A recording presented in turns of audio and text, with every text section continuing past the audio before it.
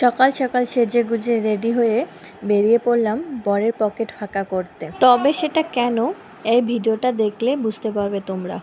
প্রোগ্রামটা যেহেতু আমার আগের থেকেই ছিল, তাই ভেবেছিলাম আজকে সকাল সকাল একটু উঠবো, কিন্তু না, আমার তো 7টার আগে ঘুম ভাঙবে না।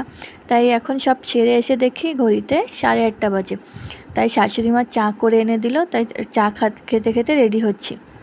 আর এই দিকে দেখো, আমার বরমশাই তার বাইকটা নিয়ে আর ছেলেকে নিয়ে আমাকে রেখেই চলে যায়। এইদিকে দেখো, আমার ছেলে পিছু ফিরে দেখছে যে মা আসছে কিনা। এই হচ্ছে আমাদের মতো মধ্যবিত্তদের জীবন, মানে যেটুকুনি সারা মাস ধরে সঞ্চয় করি, একদিনে সেই টাকা খরচ হয়ে যায়। এইদিকে বরমশাই রাস্তাতে বেরিয়েও বলছে, চলো যেতে হবে না, লাগবে না কিছু করতে। চলে এসেছি আমরা আমাদের গন্তব্যস্থলে। এখানে এসেছি আমরা আলট্রাসোনোগ্রাফি করতে।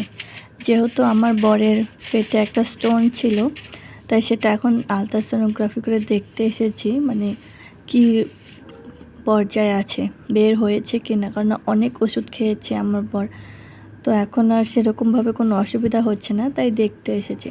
ওইদিকে বরের আলট্রাসোনোগ্রাফি হচ্ছে, আর এখানে আমি দাঁড়িয়ে আছি ছেলেকে নিয়ে।